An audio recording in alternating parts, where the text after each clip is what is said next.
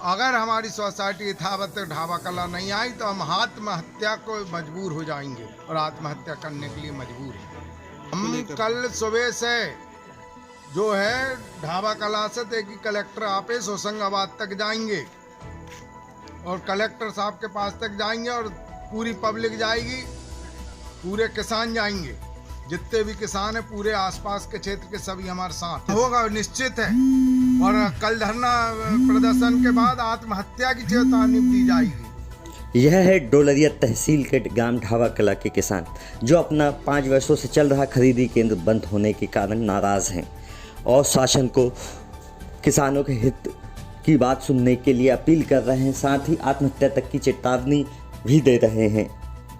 एक तरफ तो सरकार कोरोना वायरस संक्रमण और लॉकडाउन को लेकर सोशल डिस्टेंस जैसे कई नियमों का कड़ाई से पालन करने के लिए बोल रही है, दूसरी तरफ गेहूं के समर्थन मूल्य में खरीदी भी शुरू हो गई है। ऐसे में होशंगाबाद ज़िले के डोलरिया तहसील के कुछ गांव हैं जहां पर गेहूं खरीदी केंद्र विगत 5 वर्षों से बनता आ रहा था, लेकिन इस वर्ष गेहूं खरीदी केंद्र हटा दिया गया है, परिवर्तित कर दिया गया है। ऐसे में जो अभी मुख्य केंद्र सेमदी है उसे चालू किया गया है, जिससे मकोड़िया, बांदरी, धाबाकुल, पतलई आदि गांव के जो ग्रामीण हैं उनको समस्याओं का सामना करना पड़ रहा है। ग्रामीणों का कहना है कि पहले जो केंद्र बना करते थे अगर उसी तरीके से हमारा केंद्र भी इस बार बन जाता तो समस्याएं ना होती। सोशल डिस्टेंस का पालन भी हमारे गांव में काफ़ी ज़्यादा अच्छे तरीके से किया जा रहा है। ऐसे में हम लोगों ने प्रशासन से लगातार गुहार लगाई है, पुराना खरीदी केंद्र फिर से चालू करने की मांग की है, लेकिन अभी तक प्रशासनिक अधिकारियों ने इस पर को अपना कोई भी रुख स्पष्ट नहीं किया है। सारे अधिकारी चुप्पी साधे बैठे हैं। ऐसे में ग्रामीण शनिवार के दिन डोलरिया तहसील मुख्यालय पर एकत्रित होने की बात भी कर रहे हैं। हालांकि सोशल डिस्टेंस और लॉकडाउन के नियमों का पालन करने की बात भी ग्रामीणों द्वारा कही जा रही है। बावजूद इसके ग्रामीण गेहूं खरीदी केंद्र बंद होने से परेशान भी है और तहसील मुख्यालय पर जुट सकते हैं।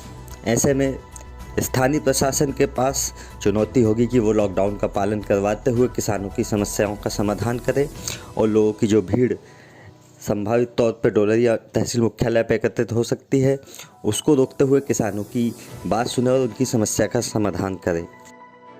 सोसाइटी के जाने से आपको क्या नुकसान है और आगामी आपके क्या प्रोग्राम है सोसाइटी जाने से? पास के गांव हमारे सभी गांव के वालों की बहुत बड़ी क्षति है और सोसाइटी जो जा रही है, जो कौन मतलब यानी किस अधिकारी ने किसने ले गया वो दोषी है जो हमारी सोसाइटी ले गए। अगर हमारी सोसाइटी यथावत ढाबा कला नहीं आई तो हम आत्महत्या को मजबूर हो जाएंगे और आत्महत्या करने के लिए मजबूर हैं और करेंगे। आगामी क्या कार्यक्रम है सोसाइटी? हम कल सुबह से जो है ढाबा कला से देखिए कलेक्टर ऑफिस होशंगाबाद तक जाएंगे और कलेक्टर साहब के पास तक जाएंगे और पूरी पब्लिक जाएगी, पूरे किसान जाएंगे, जितने भी किसान हैं पूरे आसपास के क्षेत्र के सभी हमारे साथ हैं।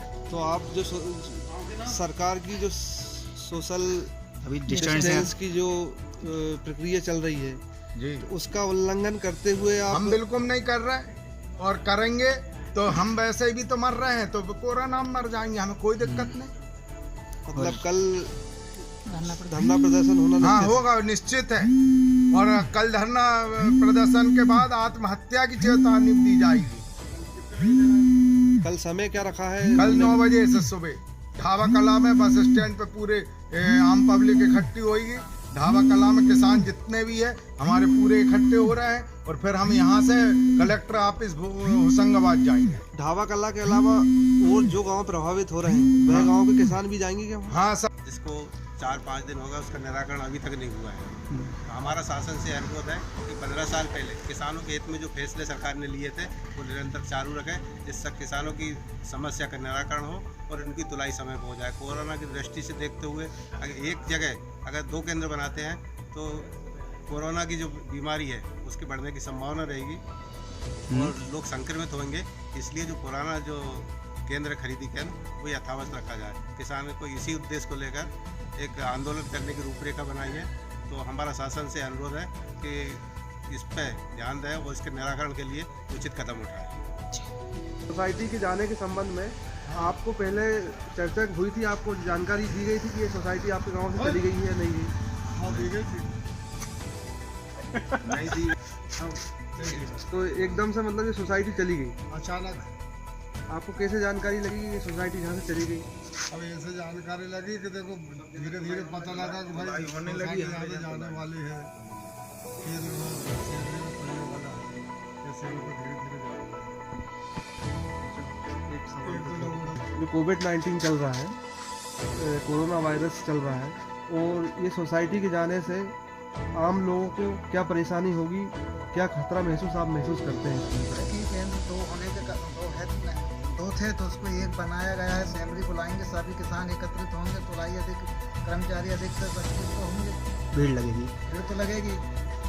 दूसरी बात यह है कि जब यथावत यहाँ 15 साल विगत 15 सालों से सोसाइटी थी, यहाँ केंद्र बनाया गया था, तो इसको इस साल तो प्रशासन ने और अधिक बढ़ाने की अपेक्षा हमारे गाँव से तो ले गए, वापिस चली गई है।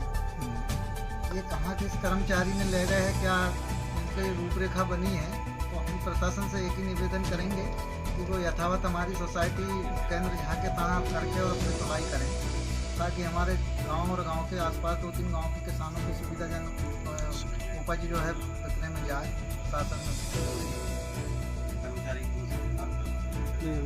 सोसाइटी के जाने से और कौन कौन से गांव प्रभावित होंगे, और आपको निजी तौर से क्या समस्या है इस सोसाइटी जाने से? सोसाइटी जाने से काफ़ी समस्या है। हमारे 4-6 गाँव के लोग परेशान हो रहे हैं। मकोड़िया, पांदरी, ढाबा खुर्द, कतलई, सभी किसान परेशान हैं। आपको व्यक्तिगत रूप से सोसाइटी जाने से क्या नुकसान है आपको? नुकसान बहुत सारा है। सेमरी जाना पड़ेगा तुलाई करवाने, ट्रैक्टर नहीं है, व्यवस्था सारी भंग है। कोरोना के कारण ही तो व्यवस्था भंग है।